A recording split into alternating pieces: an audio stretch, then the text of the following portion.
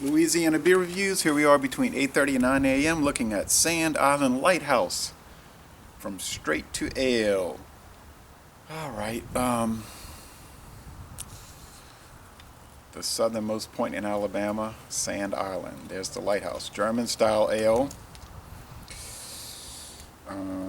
They're saying on Beer Advocate and Rate Beer it's a kolsch-style ale. This was given to me by the Beer and TV Ramble, Jean-Pierre. Thank you, Jean. He brought it to me. It says Southern Born, Southern Brewed, July 10th, 2016. Let's see, August, September, October, November. 4 months. That's not bad in a can. Well, that made a sharp hiss. That's telling me, watch out. Holy moly. They have this thing filled to the very top, to the rim. I mean, no room for error. Oh, this is an extremely lively beer. I mean, I just poured it gently. Look at this.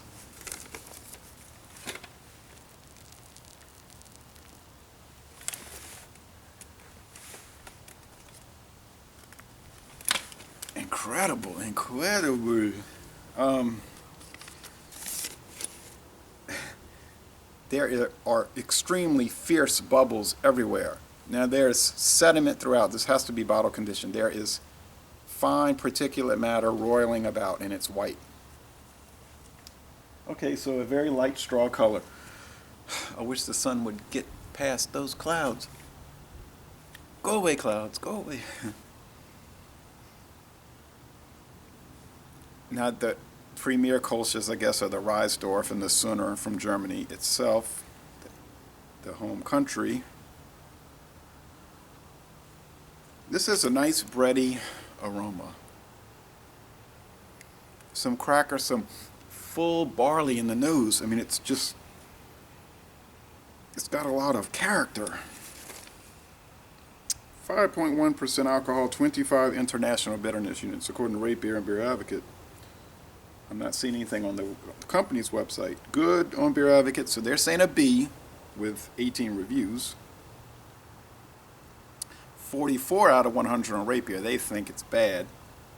But yeah, the 76 out of 100 in the style, so they say it's okay in the style with 48 ratings. So only 66 ratings. And Jean-Pierre, he did the first video review for this beer in the world. And this is the second video review for this beer in the world. And now the head is breaking up into like a sponge of foam. Very impressive so far, very impressive. And then he came to New Orleans and he brought me a few beers, and I felt embarrassed because I just forgot to, I wasn't thinking, buy Jean some beers. So I said, oh, but then he wanted to buy a few items he couldn't get back in Alabama, so I bought those. But anyway, it's not a tit for tat type thing anyway. But it is nice to be a proper, decent, and, you know, appropriate host, I guess. But we had a good time down there in New Orleans, in the French Quarter, standing on the corner of Bourbon Street and Iberville, or Iberville Street. And about 8 hours later, there was a mass shooting with 10 people shot and 1 killed. And then Dr. Dave, the beer professor, was like, I don't know if I'd be over in that area. I'm like, Dave. And then as soon as I finished telling him that, I go turn on the news. Mass shooting on the corner of Iberville and Bourbon. I'm like, Dr. Dave's right. It is dangerous. Not so much during the day, really, but extremely at night, because then all the scum of the earth come in to prey on the French Quarter and etc. But, you know, enough of the political / cultural / social commentary.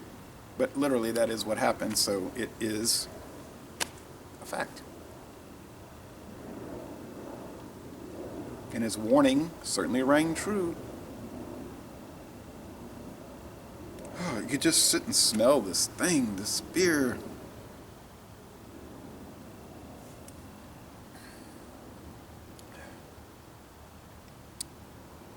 Oh, nice sharp bitterness, but not heavy, not hard bitterness, but sharp. It's like the sweetness comes in, the grains, the cracker, the almost like the honey butter biscuit from Churches without the honey butter, just the biscuit itself, the dough, and then right there it's being turned and pushed with the sharpness from the hops, but mild. On the Cyclops scale, it's probably 3 out of 5 sugar cubes, 3 out of 5 hop cones. Mouthfeel is medium, and the finish is very dry and extremely refreshing. 44 out of 100 on rate beer. What are they? How could this get a bad score? I mean, there's some kind of rule that if beer tastes really good, you have to give it a low score? I don't dig. I'm not digging. Look at this moosey head now. Look at this.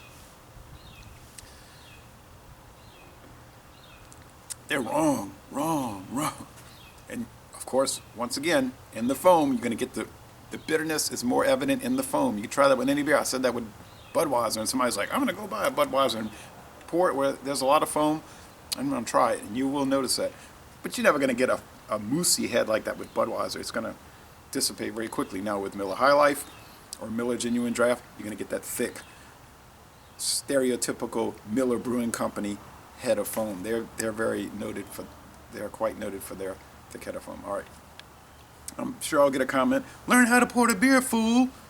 You don't pour it straight in. Everybody knows that. Well, actually, everybody doesn't know that. Like, Squirrel War. Like Brewmasters. Many companies suggest a straight-in aggressive pour to release esters which enhance the drinking experience. Sorry, to bring science into the picture, but I mean, if you're at a bar and you're drinking on draft, yeah, of course you want the beer to go to the very top with solid liquid.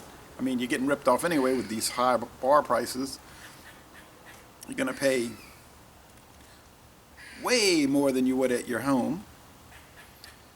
So, naturally, you want every ounce of beer, right? Okay, so, but this 12-ounce can is, the law of conservation of matter. It's going to be the same ounces.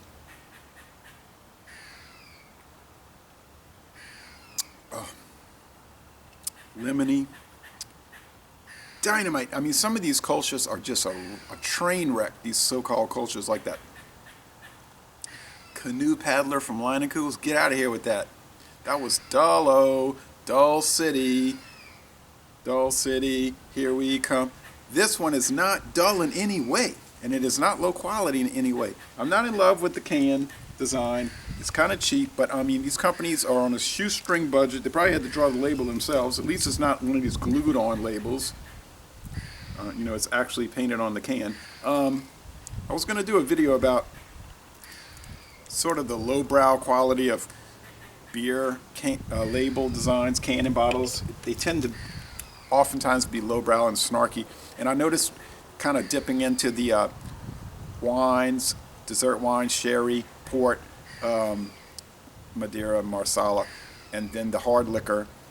You don't see that. I don't see that so much. I don't see the lowbrow. I see a lot of dignified labeling. And so that's another discussion, people in the beer world. So we don't get the respect. You got to earn the respect. You can't be out there with like really objectionable and asinine labeling and bottle designs and then say you want respect. And you're going to call your company clown shoes. It's like, it don't work that way. You want to be considered highbrow, then, present your product as such. Anyway, enough for rant and rave with Ronald or Jay or Louisiana Beer Reviews. This is an A beer. An A beer. You hear what I'm telling you? An A most excellent beer. I'm going to end this review by saying y'all come on down to New Orleans.